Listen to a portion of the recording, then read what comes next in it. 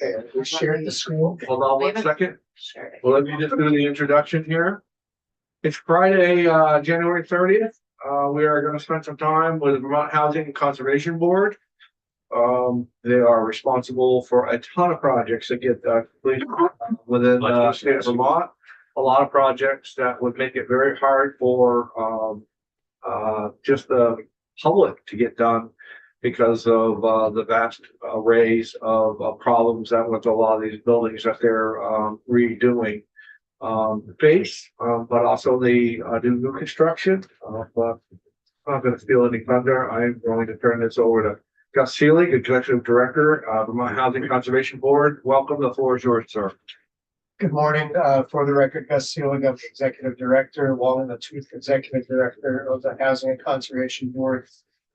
With me today is Stacy Sevilla, who's the Associate Director of Conservation at VHCB. She's managing our farm programs since she arrived 5 years ago and had prior experience in Maine and New Hampshire on similar work. And Liz Gleason, who's the Director of the Farm and Forest Viability Program. Sometime today, electronically, you'll get our annual report. And you'll get the full range of work we're doing. We thought today we were talking about our impact on the agricultural economy.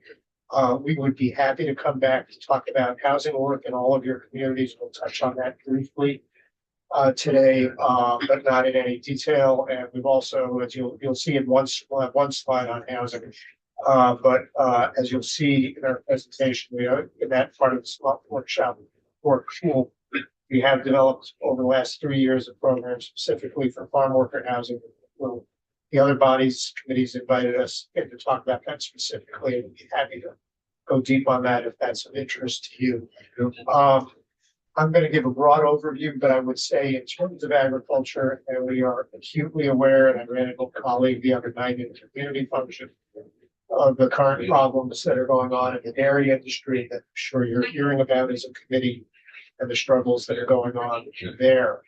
That's not unlike when we began back in the 1980s, when a big farm was 200 cows, and we had 3,000 dairy farmers. We actually have, I think, as much or more milk production today as we had back then, but we have a much smaller number of farmers. What we have is a lot more organic, a lot more value added, and a lot of consolidation that's gone on in the industry across the state. And the development rights program that you're going to hear about is a key tool in keeping farmland in agriculture. We're still losing farmland as a state. And the viability and rural economic development programs that Liz will talk about are also part of the infrastructure that help people do better business planning, get better technical assistance, and improve their businesses overall. So I hope you'll see the compendium of work that we do as beneficial to this committee's mission.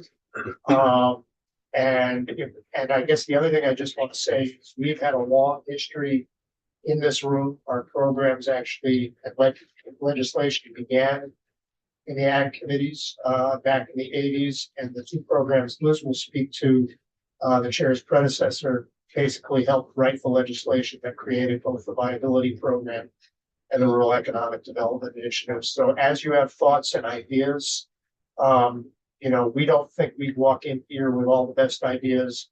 We're happy to help figure out how to get them implemented on the ground in a way that will benefit your communities. First slide that I'm, as an introduction, is Cobb Hill Farm in Heartland. This is what we call a dual goal project. We actually put two farms together, or the applicants did, which is the Cobb Hill Co-Housing Community. They built 26 homes at one end of the farm, and they used the receipts from selling development rights to subsidize 2 or 3 homes, including a home for the farmer. Our whole staff go out once a year to visit projects. This year we went to Windsor and West Windsor, and we visited the farmer there, same farmer as was there 30 years ago. They make great cheese that you can buy at the co-op here and around the state, and they're still doing well. One example of something a little different. Here's our mission statement, and it speaks, and I think this is important, not just to go build housing or conserve land, but to do it because it's of primary importance to economic vitality and quality of life. The picture you see here is the development of affordable housing in Putney that's overcome two cases of appellants that went to the Supreme Court twice and lost both times. The applicants also provided a full acre as a community garden, and this is located right across the street from the Putney Co-op and home to the farmers market in Putney. And we're sometimes asked to do that kind of work. There's the big co-op down in Brattleboro. We built affordable housing above, and that's a place that provides outlets for, I think, several hundred farms in southeastern Vermont. So the impacts of our work, sometimes even when we're doing development, do have benefits to the ag industry. Very briefly, this slide is to talk about our work on the rural economy and the benefits we provide overall. Mighty Food Farm is a farm in Shaftesbury, and the woman farming there had been on leased land for 10 years. And the Vermont Land Trust, who I hope you'll hear from, has a farmland access program that we support other entities involved in farmland access. And she was able to get on this farm in Shaftesbury because of that program and because of the sale of development rights. And she's just a terrific farmer. Site you see here in Brattleboro is a conservation project that had great benefit to the community. That was a site of Sir Sasimo lumber, and they left, and the Vermont Rivers Conservancy and the town basically did floodplain restoration here, removed a berm, took out a lot of fill. There's another site over in West Brattleboro where similar work has been done. When the whetstone rises, David Dean used to call it Dinky Little Brook, but with Tropical Storm Irene and other flooding, it did huge amounts of damage. So this is conservation work that's going to help downtown Brattleboro and the surrounding areas. In terms of rural economic development, we've been involved in 6 or 7 community supported enterprises. The East Calais General Store is one of them. I know it well because I've been a Calais resident for more than 40 years and lived across from this store for 30 of them. And it closed in 2019. And at that time, it was reputed to be the longest operating store in Vermont. The community bought it. It was built with had no capital investment going back at least till the 1980s. Raised a ton of money, restored 3 apartments, built a kitchen, and lease it out now to an entrepreneur who's been going pretty well for the last several years. And if you're on Route 14 and Senator, I think you probably are, from Hardwick down to East Montpelier, this is the only operating store in that corridor. So it's an important community. Last thing, which I'm really excited and appreciative of, is the Vermont Land Trust just recently worked with Vermont Adaptive, which does work to help disabled folks enjoy the outdoors. Their services to veterans are free, and we just help them buy a permanent home in Rochester that you may have heard about on public radio or publications. So that's a way that our conservation dollars are helping to do a lot of things at once. And what I think about in terms of our programs is how do we stack benefits together? So this is great for veterans. It's great for the disabled community.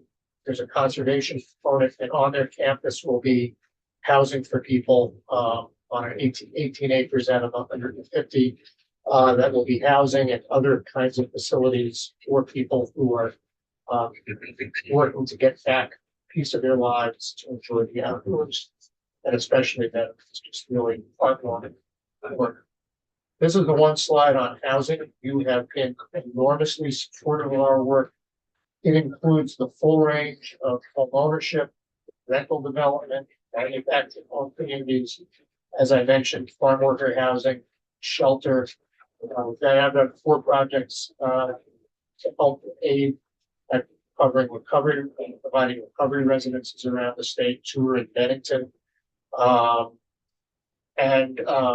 was with Senator Major when we broke ground for a new shelter in Hartford last year that should be operational, I think, by next summer. Yeah. So the work encompasses a wide range of activities Next week, we're gonna work and have a grand opening for kids with severe psychiatric disabilities, that Vermont Pathways is doing up in Burlington. But whether it's home ownership or rental development, the chair is very familiar with the development going on at Sacred Heart in Newport right now. That site had been vacant for close to 30 years, maybe longer. Yeah. Under construction is Ben High right now. We were the first dollars into that project, and often our work is to help instigate more development. We were not long ago in West Rutland. And down If I could add a comment to that as well. I know that people will look at some of these projects and say, it's just too much money there. That's what it is, but I'm going to defend very much what they did, what Gus's group has done and Newport. This is an old high school, and it was, you want to talk about a nightmare as far as environmental, lead, asbestos everywhere, and on 8 acres or so. And I had brought in 4 different groups of people trying to figure out how we could make that turn. How could we make it happen? And it just wasn't going to happen. The numbers weren't just going to work. And so, not to say that, Gus's group isn't able to do even more affordable housing for a lesser cost, but that building would have sat there and just degraded for years more to come. And so to see it get turned into something productive and useful is a bonus for all over Vermont, never mind my community. And I think that's what we're trying to do, is have a catalytic impact. So when we were in West Rutland a few weeks ago, maybe 2 months ago now, what the town manager said, it was a site where there'd been a degraded building. But what she was talking about is, because this anchor had been fixed, that was going to allow her to begin to work with other owners of surrounding parcels. It was right across the shopping mall, the food market. Short walk to the village, great diner right nearby. I've eaten there, but it really was an anchor to more good stuff happening.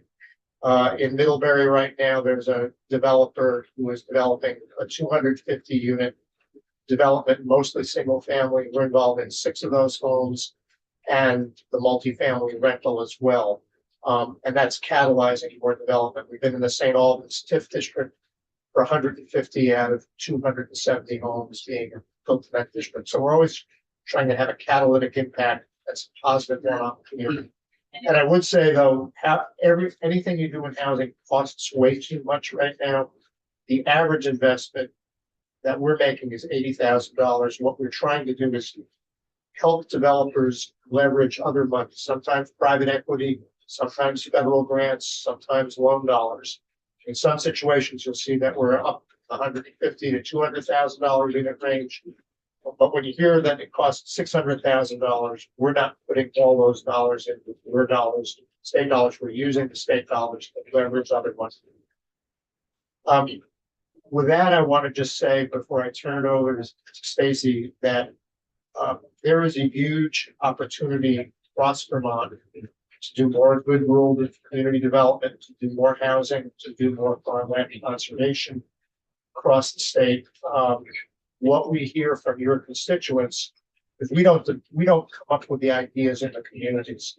Groups come to us and say, we really want to fix Sacred Heart. Or there's a group that met in Craftsbury a few weeks ago now that Sterling College is closing, saying, what can we do with all this property? We don't want it to sit vacant.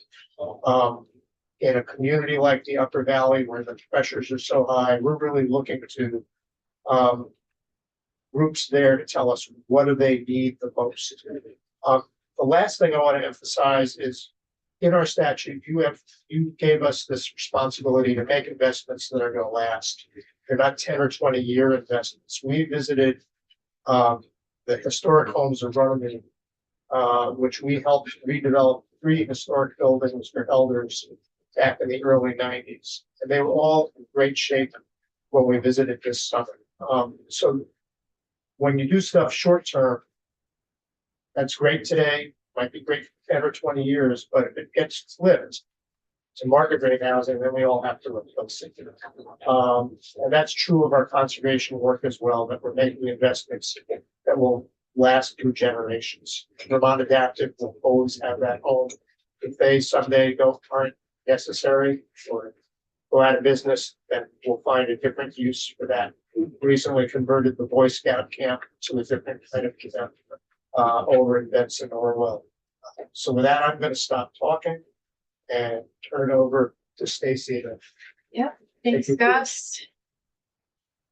Everybody, Good morning. morning. Thank you for having us. Once again, my name is Stacy Savula, and I'm the Associate Conservation Director at BHCD. And before I became that, I was the Agricultural Director for a number of years. So this is near and dear to my heart. So we thought it'd be helpful initially to sort of set the stage of what we're facing here in Vermont. And you all might be familiar with this report that came out from our partner, American Farmland Trust. I know that their staff has been coming in and giving testimony to House Ag, and definitely would encourage you to check more into their work because it's fascinating information. But they did this report called Farms Under Threat, where they were looking at essentially what do we stand to lose in terms of farmland based on modeling. So they crunched the numbers, did a analysis, and we recently, this was a report that came out in 2022. We actually asked them to take a look at current trends of where we're at and like how close we are to meeting those predictions that they initially put forth. And what they found was that 41,200 acres, that's what we are predicted to lose by 2040 based on this modeling. Unfortunately, we've already lost nearly half of that amount. So we're losing farmland in Vermont faster than they predicted through their modeling, 65% faster, which obviously for all of us doing this work is really troubling. We know that, on the ground that equates to about 2,000 farms, 700 jobs, and there are massive economic impacts to this. So we saw this, and this, definitely is causing us to react and think about how can we be doing things differently, new tools, working with new partners, and continue to do the core work that is making a difference. Where do you think that land is going? Where is it what's it being lost? Yeah, thank you. So what they found in their study, and I think you all probably just looking at the landscape would agree with this. It's what I see just driving around Vermont. It's low density residential development. It's, the house that kind of tucked away in the woods on a back road or like on the edge of a field, or sometimes the house smack in the middle of the field so that you can't even farm it anymore. So, in that way, for us being a housing and a conservation organization, like clearly we know there's a huge housing crisis in Vermont. We need more housing, but the little houses here, there, and everywhere is not really tackling that. At the same time, it's like also eating away at the farmland. Yes, go ahead. You're absolutely right. You just drive along any place in Vermont and you see that. I'm always struck by reason. What is the reason why you wouldn't put it in the corner? So put it so you're not affecting. You want me to answer that? Yes, I had a conversation with Senator Heffernan the other day. He's my go-to as far as full farming. So I have. Well, unfortunately, a lot of it is when it comes to permitting where the septic ends up, it's going to be the most logical spot. Right. And then when you go to build your house, if your septic is and some people do 700-800 feet away, then you have to pump it, but that adds an expense. But if the septic field's here, and I can put my house right there, that's often what we see because I'm in construction, and that's often what it's a good point. we see happens. And that is part of the problem. So it's infrastructure. Infrastructure costs a lot. And planning, minimum lot sizes. And I think there's just also, and I can understand this, there's a sentiment, especially if people are moving here from somewhere more developed, they want to come to Vermont and maybe have a homestead, or they want to have that rural living experience. So I think that's a factor too, is just preference of like how people want to live. We're seeing it on the commercial side as well. I mean, as you're driving into Burlington on 89, all those that used to be farm fields now there's big buildings and big Yeah, commercial buildings and sure. solar fields and stuff like True. that. And we're Yeah. starting to make a little bit of noise on that. In fact, we have some language in a miscellaneous bill coming about solar siting and stuff. We haven't really delved much into that. But the committee has spent a lot of time talking about that without their own bill. Are concerned about the loss of the land that you're talking about, the $41,000. And at some point in time, we're going to be looking for partners to write some more language to figure out how we can protect this farmland. Yeah, thank you. Appreciate that very much. And this is just scratching the surface of the data they have. And if you're interested, I would encourage you to ask them to come to this committee and testify. We can give you contact information. So moving along, how do we do this work? And Gus gave you some background on this, but I'll go into more detail. So we, through our farmland conservation program, the bread and butter of what we do is the acquisition of development rights. So through that program, we are able to provide grants to acquire development rights on farms. And so basically what that's doing is stripping away restricting the rights on that property to develop it for commercial or industrial use, but is allowing it to continue to remain a farm, be used for forestry, recreation, all those types of things. So for many farmers, it's a win-win because most don't want to be in the position of having to develop their land anyway.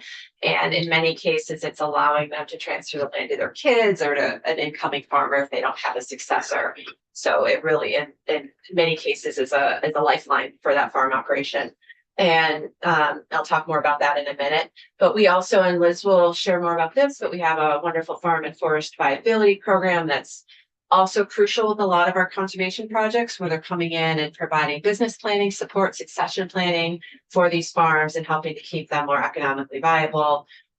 Also, through the viability program, the Rural Economic Development Initiative, and they're helping a lot of rural communities and working land businesses on grant writing and other kinds of support to help bolster the economy in those areas. And then last but not least, we're doing a lot more with water quality work, and we know water quality and how it relates to ag is a big topic and has been for quite a while. And we recently became the clean water service provider up in the Memphremagog Basin, and through that have a grants program that a lot of farmers benefit from because they're getting grants to do infrastructure improvements and make other upgrades that help water quality. Okay, so on to more data, which I geek out about, but I think this table is quite telling. This is showing you farmland values before and after conservation. So the bars in blue are showing the average for that particular year. So this is between 2020 and 2025. These are appraised values of farms that we worked on that eventually became conserved. The blue is showing you the value of the farm per acre before it has a conservation easement on it, so that, you know, has that full development potential. And you can see some pretty high values here. And again, this is, your community might differ from this. It's, you know, an average, and it's about 20 projects a year that we're planning. So it's not a huge data set. The green is the value of the farm once it's been conserved. And so you can see that big differential. It's really, the conservation easement is reducing the value on average about 60%, which is helping. And that's why when I talk about farmland access, like that, this is a huge part of our work, is when someone puts an easement on the land and then they can transfer it to a new farmer at that lower value. That's huge. In many cases, it's the only way that next generation or beginning farmer can afford the property. So with that, and I'm sure I'm preaching to the choir here, and these might be things that you're already aware of, but just to highlight, we already talked about the affordability piece and how buying development rights can support that, and facilitating farm transfers. On average, the projects we fund in a year, typically I would say between a third and sometimes up to a half of the projects that we're funding are farm transfers. So it's a huge part of the work that we do. And I'd be remiss if I didn't also mention Vermont Land Trust as being a tremendous partner of ours, and their farmland access program is amazing. They have funding to go out and acquire farms, and they hold on to them and at an interim basis and usually and often do like a lease to purchase with a new farmer. So they've been doing great work in this area as well. And a lot of the farms that we work with are using the proceeds from the development rights to, reinvest in their business, a lot of them are paying down debt, and being able to buy new land, all those types of things. So it's really an economic engine for the farm and for the rural economy. Also, a lot of the farms that we're working with have a lot of co-benefits in terms of the ecology, and I'll talk more about that in a minute on a different slide. But we know farms in Vermont have a lot of it's not just cropland. There's woods, there's sugar bush, there's wetlands. It's this landscape of different features that all benefits the natural environment. And last but not least, that doing this work is helping keeping working lands working, which is the reason why we're doing it. And I'll just mention this project up on the screen, Windsor Plateau. That was one that we partnered with the Upper Valley Land Trust on. It's a 140-acre property just outside of downtown Windsor. This was a farmland access project. The owner was an out-of-state landowner who wasn't using the land, or he was leasing it out to a local farmer for hay, but it was sort of underutilized cropland. This is all prime ag soils, by the way. It's like 40 acres of this amazing flat plateau that is all prime ag soils. It's incredible. This amazing view of Mount Scottney, which someone would love to plop a house in the middle of. So thankfully that didn't happen. And the farmers who ended up on the land are Edgewater Farm. They're based in Plainfield, New Hampshire, but work a lot on both sides of the river. And they're a vegetable and berry operation, and they needed more cropland. So this was a way for them to expand their business. And I hear that they're doing really well. Okay, so here's another farm in that neck of the woods. Sweetland Farm, and this is a great example of a farm that I think exemplifies what we mean when we mean farms have a lot of co-benefits. So this farm was recently recognized. I'm not sure if you all have heard of the Leopold Conservation Award. It's named after Alda Leopold, who is a renowned conservationist. And there's this award that started to recognize landowners and farmers who are demonstrating exemplary land stewardship. And every year, a new farmer is recognized. We've had a couple in our area, a couple conserved farms recently that got this distinction. The other one was the Schwanier Farm up in Highgate. And this is Nora Lake here from Sweetland, and she and her family were recognized just this year for that distinguished award, which also comes with a cash prize, which is always wonderful when you actually get cash money to go with the award. And they were noted for all the work they've done with expanding the buffers along their streams. So they have 8 acres of forested buffers to, protect the riverfront. They're trying to get to 90% renewable energy on the farm within the next 10 years. So they've really leaned into that, solar panels and a wood-fired boiler for the greenhouses. Been on a lot of farms. I have to say this is the most impressive operation I've ever seen, both in terms of how they're leaning into environmental stewardship and just all the work that they've done around trying to be diversified. So they do chickens, pork, turkeys, vegetables, berries. They have a 350-member CSA, and they have tons of heirloom varieties of apples and all of that. I think just one of those things on their own would be kind of a mind bend to figure out, and they're like doing all of it really well. So very impressive operation that Upper Valley Land Trust conserved.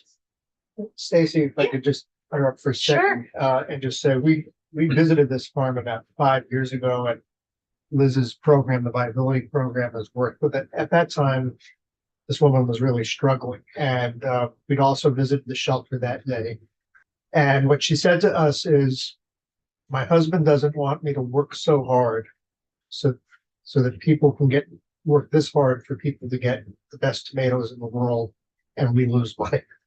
And our housing director said to me, "Who would have known out on a visit that our hearts were going to get pulled on the farm visit as opposed to the shelter visit?" But and her hard work. I mean, this is about Vermonters and their willingness to really put their sweat and their risk of their own capital to work.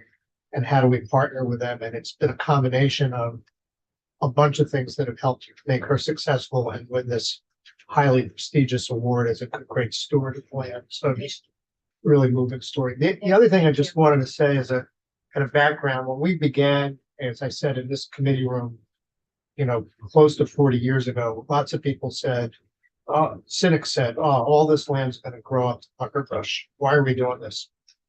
And what the Vermont Land Trust does every year is to survey whether the land's in production or not. And most years they're telling us 95 to 97% of the conserved land is in production at some level or another. So there are a lot of struggles going on in the farm economy. There always have been.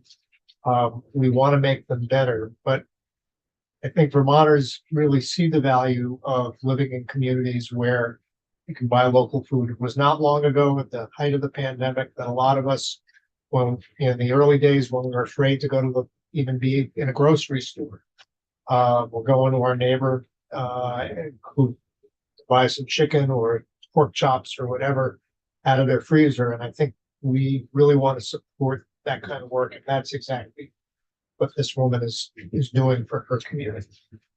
Thank you. Well, you're speaking our language. We spent a lot of time talking about how we were going to keep farming in Vermont viable.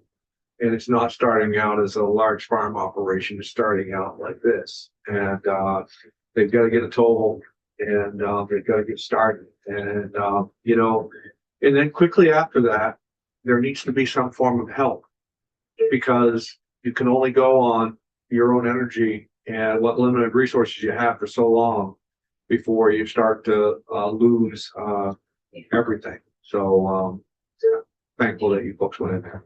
Yeah, thank you. Okay, some more farm stories, and then I'll be turning over to Liz to talk about one of these farms.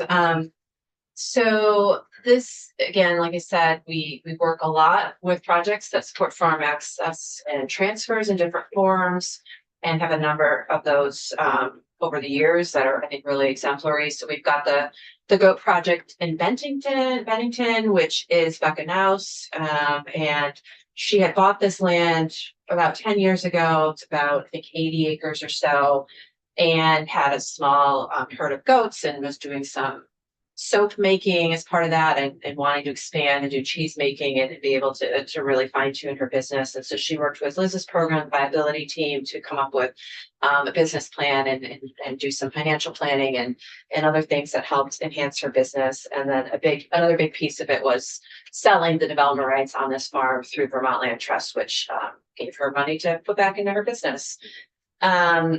The Clearfield Farm in Granville, that's one that our board recently approved. It hasn't yet closed yet, but it's heading towards that soon. So this is one actually that they had worked with Vermont Land Trust probably 10 years ago to get their home farm through the Farmland Access Program. And they said, oh, we were really nervous. Like we were at the open house and there were all these other farmers and we didn't know if we didn't end up on the land. And they were really floored when they did. And thrilled to be able to continue to farm there over that 10-year period. They recently had the opportunity to buy the adjacent property that came on the market that was land that they weren't already using. It was being leased to a dairy farm. And they again came back to the Vermont Land Trust, who they've had this great working relationship with, and said, how can you help us? We want to be able to expand this other 50 acres because our business is booming. They do a lot of wholesale. You can find their stuff in the co-op and local grocery stores. They also sell direct through farmers markets. And so BLT came to the table again and through funding from VHCB, working with them to conserve this additional 50 acres to expand their operation. And then Lucas Dairy Farm. So John Lucas is kind of a rare person in that he didn't come from a farming family. I don't think there's a lot of people going into dairy, especially conventional dairy, who did not grow up on a farm. And so he's from New Hampshire, went to a technical college there and just completely fell in love with dairy farming and said, I want to do that. And he found, got partnered up with the Audettes, who you folks may know, big farm family over in Orwell. And at that time, the Audettes, I think they said something to the effect, if we run out of family members to transfer this to, basically like so many farms just didn't have the next generation that wanted to move forward with it. So John leased the farm from them for a number of years, and then through the sale of the development rights was able to actually acquire the land. This is a phenomenal piece of cropland. It's like 400 acres, 80 to 90% of it are primax, so it's just like drool worthy land. It's beautiful. And it also has a number of other great features that we were excited to conserve, like a big archaeological area with native artifacts that now, because this land is conserved, will never be disturbed. There are wetlands, there's a clay plain forest, which is a rare habitat. So really, really cool project.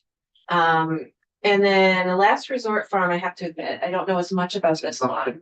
Get them again. You want to take it over from here? Okay. When you're ready, I'll. Yeah.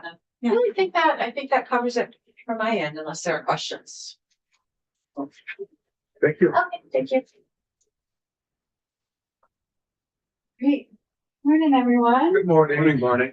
For the record, I'm Liz Leeson, the program director for our Farm and Forest Viability Program and Rural Economic Development Initiative. And I just heard a crazy story about Jenny and I think it's Sam who are in this picture. My uncle's ex-girlfriend's sister lives next to them at their winter place in Florida. Small world, many steps removed. I don't know how they figured that out, but yeah. So Last Resort Farm, it's down in Moncton. I'm going to just tell a little story about them because this is such a great operation, and I've known them pretty much since I started this job 15 years ago. And then I'll talk a little bit more in depth about some of the other programs at BHCB that touch agriculture. So Last Resort Farm used to be a dairy farm. I believe you were saying that Sam Burr was also like legislative counsel at some point. Yeah, if you talk with Senator Westman and others who've been around a while, Sam for probably a decade, maybe longer, was at Lynch Council and Surface Committee. Yeah. Ag was his beat. Yeah. And he ended up deciding to move away from dairy. They conserved their farm and they turned it into an organic strawberry and straw farm. So it's pretty specific operation. They have twin sons. One of them came back about 10 or so years ago after working in sort of ag tech around the world to come and run this business. It's a really, really beautiful farm. They employ a lot of young people, and it's just a great story of an intergenerational transfer. We do a lot of work on farm transfers pretty much every year. About a third of the businesses we're working with are at some point of trying to either plan ahead for a transfer, either to their kids, family, or to other farmers, or actively in the midst of really working through those complex legal and financial and often really complex emotional transactions. So we do a lot of transfers with the Farm and Forest Viability Program. Also, a lot of our conservation easement projects provide a really important infusion of cash at that extremely expensive transaction moment that can really help either make it financially feasible for the exiting generation to retire or financially feasible for the entering generation to actually be able to afford a farm these days. Liz, I'm just gonna jump in because Sam is the sweetest guy in the world. Really easygoing, and like lots of fathers and sons, this was not an easy transition. I heard about it from him and he, like lots of families, he really appreciated the support because sometimes communicating in the family is the hardest thing any of us ever do. We can push each other's buttons without thinking about it, without even knowing it all the time. And so it's a really important part of your work, I think, is that, and in most difficult circumstances, a terrific ag mediation program, that kind of thing. But even the people who seem to us to be the easiest going people in the world, family stuff is family stuff. Yeah. Yeah, there's policy, there's sort of the financial framework, and then there's that emotional piece. Those people who are farming are doing it because it's not just their livelihood and their job, it's like a really important cultural and spiritual thing too. So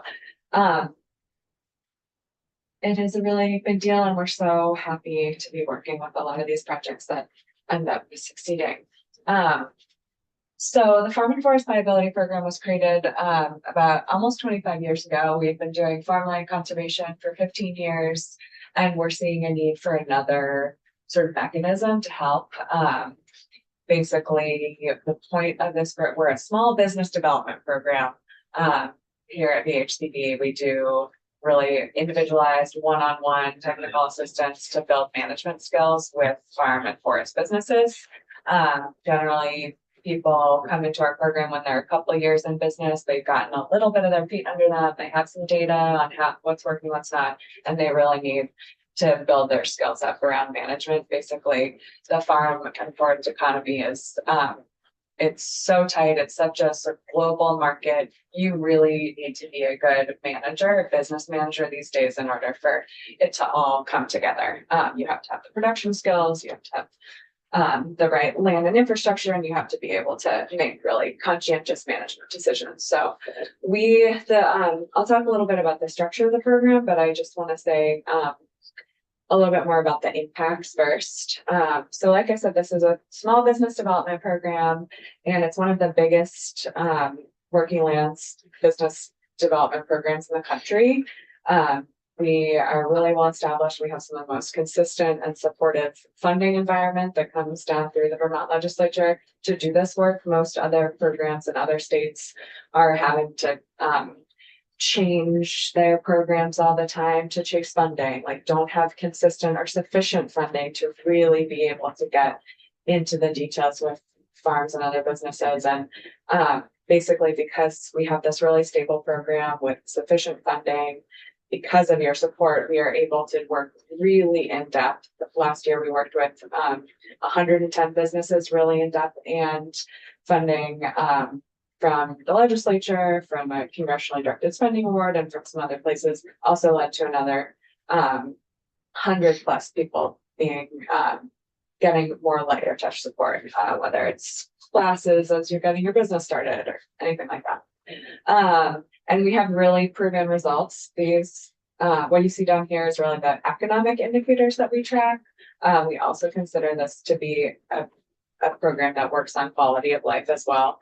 So we do get really great feedback from folks that this is like, they can finally take a day off with their partner. They can finally go see their kids' baseball game. But in terms of those economic indicators, last year, over 70% of the businesses we worked with increased their sales, and on average, those sales increased by over $50,000. We're working with a really wide range of scales of business, from pretty small to like multi-million-dollar dairies. We're helping people access capital, whether it's grants or loans. Last year, that added up to about $5.5 million, specifically for the farm and forest business operations. And everyone that we worked with said that they self-analyze whether or not their skills in various management areas improved, and everyone we worked with felt that they had improved some of those really key management skills. And a bunch of people added jobs last year too. So in this economy, we're feeling pretty good about these results. You see this little map icon up here. Land access is also just a really important issue for farmers right now. Beginning farmers are struggling to find the right land at the right price at the right time for their business. And we often work with people who are in that search process, and then supporting them with the business planning through that. So usually about 10% that we work with in a given year are really in that phase. They might have been operating on leased land or something like that, and then they need to find that. So structure, I know you've had some of these organizations in this room already this week. I know John Ramsey was in from CAE. The Intervale Center is a big part of the Farm Security Fund, which I think is coming in right after us pretty soon. I should wrap up. We really think that's a really important initiative, and having been through so many disasters recently and seeing how long it takes to piece together emergency support afterwards, I'm just really impressed with that broad coalition's work to try to make a more efficient system around that.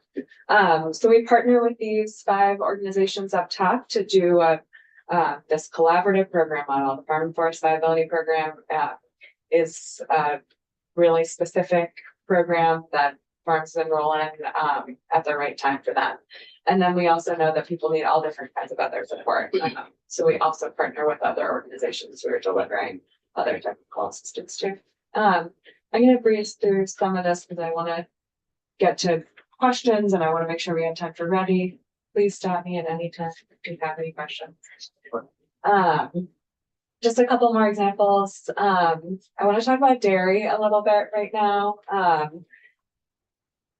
We're in another period of really, really low conventional milk prices. I heard from a lender the other day that they were looking at numbers and it looks like about 80 to 90% of farms on average have cost of production higher than the price they're getting for their milk right now. So that is really, really tough. We are also seeing really strong demand for organic, and all the organic buyers are actually taking on farms right now, which they haven't been doing for a while. So we partner a lot with the Northeast Organic Farming Association, and we've enrolled a ton of dairies recently, whether they're trying to figure out how to keep their conventional dairy going, and if that makes sense right now, whether they need help transitioning to organic, something else. The demand has been really, really strong right now, and this is shaping up to be the biggest year of this program ever.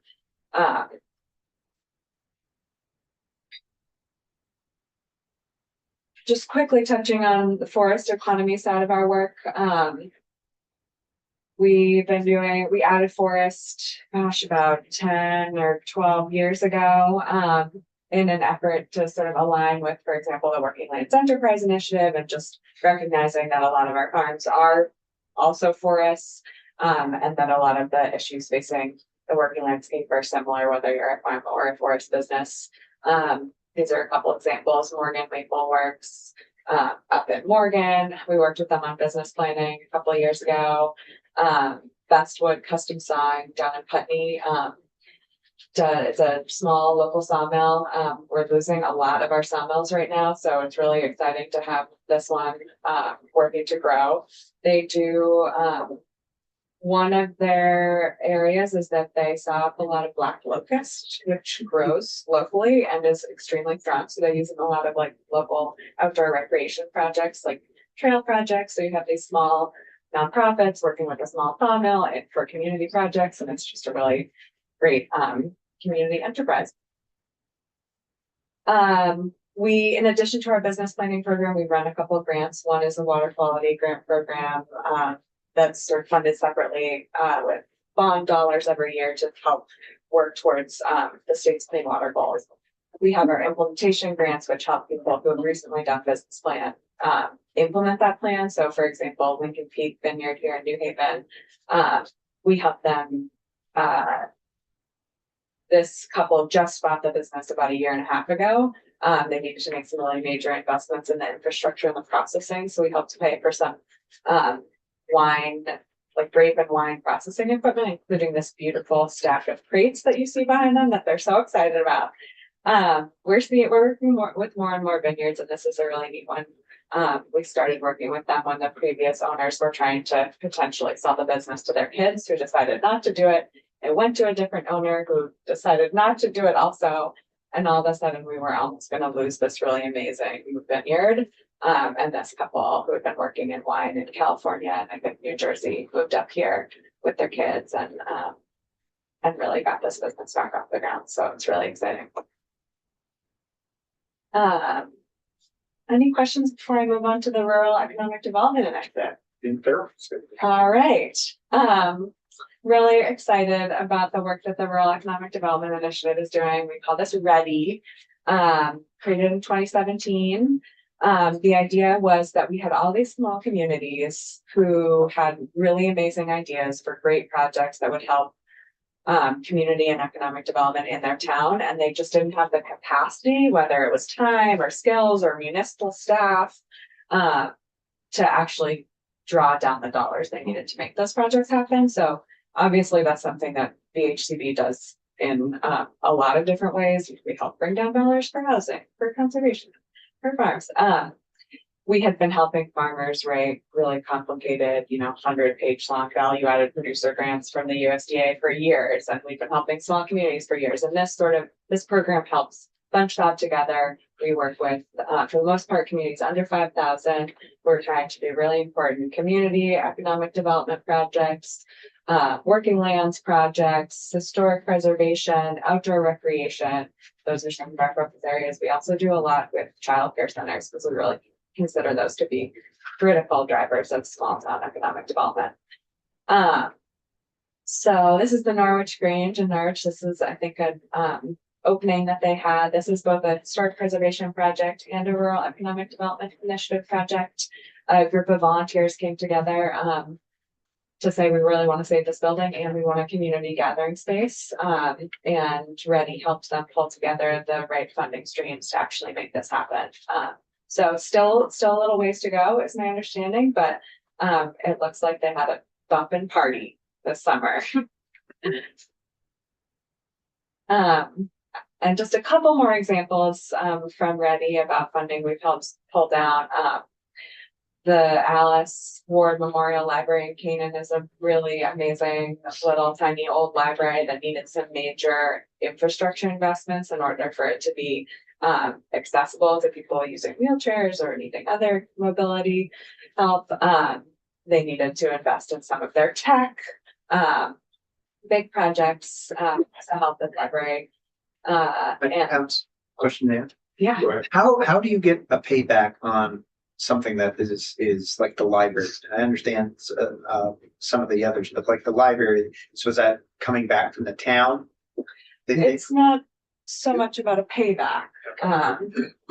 What we're trying to do is invest some money to support a community or a business that has an objective. So when you see that there's $35 million that's come back, doesn't come back to us, it comes back in the form of grants to the libraries or the entrepreneurs that are involved. So what we're saying is we're helping communities or businesses that would not have had the capacity to even apply for funds.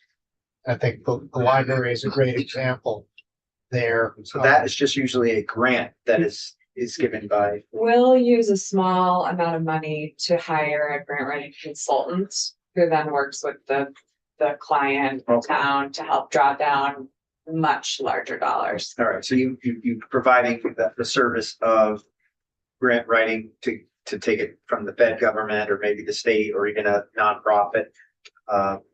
Correct. Okay, Yeah, that's what the leverage is. It's not about, it's not actually coming out Yeah. money that you make. it's not, we're not in the business of making money. We're in the business of trying to help enrich the communities that you represent. Sure. And what you do is you provide funding to us through the budget, and through an allocation of property transfer tax revenue. We spend those dollars and we have this discussion with the appropriators every year on housing and on conservation. In terms of ag, we're spending about $2 to $2.5 million on Liz's programs every year of state funding. She's drawing in other funding to support all these service providers she's talked about.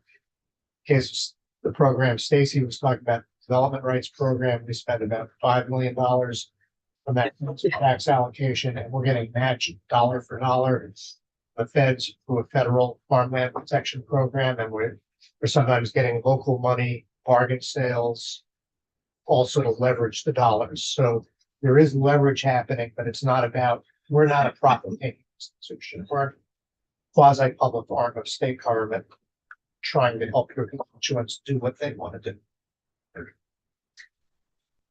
So glad we touched on that. Because this Ready is a small but mighty program.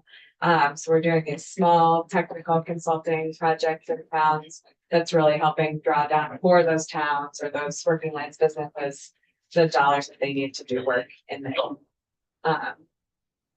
right in their community. I want to wrap up just by saying that going back to the dairy conversation we were having earlier, there's a lot of challenges going on in that sector. There's a lot of really amazing dairy work happening in Vermont too. There's a couple examples of projects we've supported recently. Sweet Cow Creamery is this little family-run yogurt business. We helped them get a big grant to improve their yogurt production. Maplebrook Farm down in North Bennington. We helped them get a Dairy Business Innovation Center, which is a federal grant, to make their mozzarella more efficiently. And making mozzarella was my first job out of college, so I deeply appreciate that grant and the delicious cheese that they make. Yeah, so we've talked about a lot of our programs here today. VHCD obviously has a really wide number of ways that you've sort of set us up to invest in communities. And I'm really excited about our work and about all these projects because I think it's really about how do we take care of each other, our communities, the land, make sure we have food, we have places to recreate, and that everyone has really safe and dignified affordable housing. So thanks for having us. I'm thinking that Gus might want to say a few words, but I also just wanted to let you know that if you want to dig into this presentation more later, we've also left these two sort of synthesized, here's the numbers slides at the end here. So we're not going to talk about these, but they're in the presentation if you want them. And my annual report came to you yesterday and this morning if you want to dig in there. Thanks. I guess the last thing I'd say is, I think I said early in the presentation, which is you folk, I've never met anybody who's serving here who doesn't know their communities better than those of us sitting at the state level. So make our phones ring, tell your constituents to call us when they have a great idea, or even just, you're not sure if it's a great idea, but maybe it could be, and they want to figure out with a program like Ready, is there some support for that idea out there? It might be a child care center, it might be a library, it might be somebody who is trying to figure out how to take the next step in their business. Whether it's somebody like Carl Cushing, who's pretty sophisticated and was building it for a long time, or somebody who's really at the entry level. I don't know which of you represents Brandon because I don't track of that, but we had a great visit to the Brandon Library. And, one of the things that happened there was a fellow had been a library customer for years, but it wasn't accessible. And now because they were able to put a lift in, he can use the whole library. It's just wheelchair bound, and he's up till then have to go to the door and ask for something. Now he's got the use of it. I think that's a wonderful outcome. So make our phones ring. We're here to help your constituents. And if you have some ideas about programming, as members of this committee had in the past, which is why Ready exists and why there's a farm forest liability program, maybe we're not the right people to implement, but we're happy to brainstorm on who would be. So appreciate your time. And last thing I'll say is if you like what you're hearing, please tell your colleagues in appropriations, because you all know it's going to be a tougher budget this year than it's been for the last 5. And they will want to hear what you think. Yes. Yes, Gus. Well, I was Gus and I worked together quite a bit. I just want to say I appreciate your work exponentially because it's a balancing. We need housing, we need a tremendous amount of housing, but we need our farms too. And how do we balance that? And I think that you are doing a tremendous job in trying to facilitate that and work with us to do that. So thank you. And I think I speak for everybody in here that we're available for you. And I for one, seeing a lot of Windsor pictures up there makes me feel good. So anytime that I can beat out Addison a notch or two, when it comes to farming, I feel good. I'm gonna have to have you. We can come back and do an Addison on like. Yeah. And I'm appreciative as well. I like the way that it covers all corners of the state. Gus and I have had some very frank discussions, very easy to talk with, and to say that he didn't have to win me over, but he has. And I do appreciate the work that you do. I think the thing I appreciate the most about it is it just gets done. gets done. It does it, whether you agree with the project or whether you don't agree with the project, or whether there's too much money or it didn't go far enough, it gets done. And I'm a firm believer that sometimes you just have to move one way or another, even if it's wrong, and it will figure its way out and it moves forward. But I like that, the projects get done and, people are benefiting from it. I don't think there's anything that you've ever done that people haven't benefited. Again, people can argue one way or the other, whether it's the right or the wrong. But, somebody's getting benefit of it. We appreciate that. Well, again, thank you for those remarks. And we are an instrument of you. It's really your constituents. So, it is Cornerstone Housing that built that housing in West Brooklyn, not us. We supported them. It is the Haven and the Twin Pines Housing Trust. It's an entrepreneur doing the Beth High School. It's Patrick Shattuck and his crew making Sacred Heart happen. So the ideas come up from the community. Our thought is it's our job to help them get as far as they can go and hopefully over the finish line. And that happens all over the state, whether the initiator is the Vermont Land Trust or a group like the group at Stonecrop and Middlebury. That began with a phone call among the town manager, the National Bank of Middlebury, and the college, and the Addison Housing was all saying, what can we do to meet housing needs in Addison County? Just a brainstorm that I was on 3 or 4 years ago. And now you're on the way to 250 homes on that site in Middlebury. So it comes up from your constituents, and that's really the magic of what we do, is we're getting their tax dollars back to them to use in a positive way. And if we get it wrong sometimes, please tell us when we got it wrong. We're here to listen. We're not, and here to be effective. So appreciate your time very much. Happy to come back if you want to talk about housing in depth, or if you want to Well, I think get a half hour on farm worker I housing. think we talked about it a lot here, and I think the remarks that I missed in my opening remarks are about the served lands, but I think a lot of people understand that that's what you already do on the land part of it, and where the housing is the really the push right now. You certainly showed us plenty of projects where you're knee deep involved with that. Just so you know, because you didn't ask today, of our appropriation, historically, we've spent a little over 50% on housing, a little under 50 on conservation. Last year, this year, we're at about, because the one-time money is gone for housing, we're about 65% to housing, about 35% to conservation. What's your ask for to appropriations this year? The transfer tax formula and the governor's ask is a little over $37 million. Okay. So That's we're down down with the from governor years- on that. It's down from years past. Well, what you've been able to do since the pandemic began is to give us ARPA and one-time money. So we are just finishing our very last ARPA project in another month. It's $119 million all spent out the door in 1,000 homes all over the state. The one-time money will be all, we spent the ARPA money first because the federal deadlines.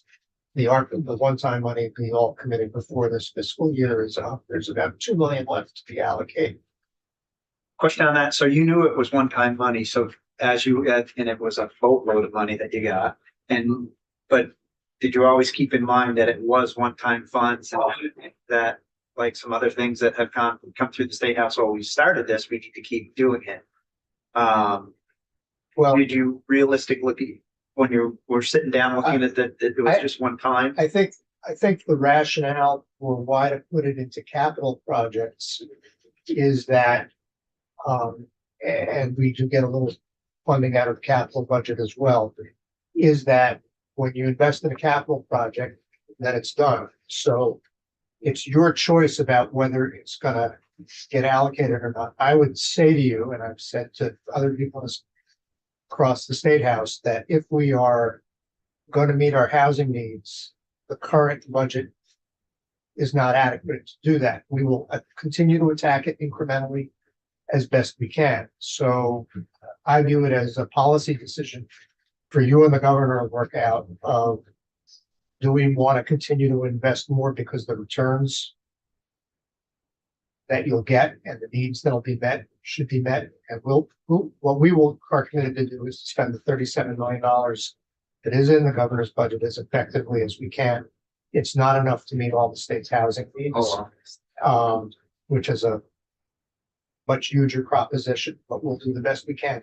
If there is any one-time money, and I did make a request in 3 areas for to the governor, and he put some one-time money. It's directed to the Agency of Human Services, but they have been contracting with us to do shelter work. So there's some of that in the budget this year. There's been a parents group of people with intellectual and developmental disabilities, which some of you may have come across. We're in the middle of project in Moncton right now.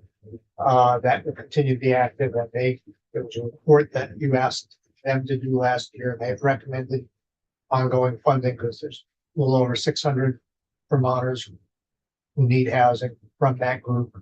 So there are requests. The river group or the. And The so, rivers, the rivers. so there, if there's one-time money, we can put it to work. We will speak to what the needs are, and the needs are greater than our budget, but we will manage our budget to meet as many needs as we can in a range of areas, as I said, in the housing arena.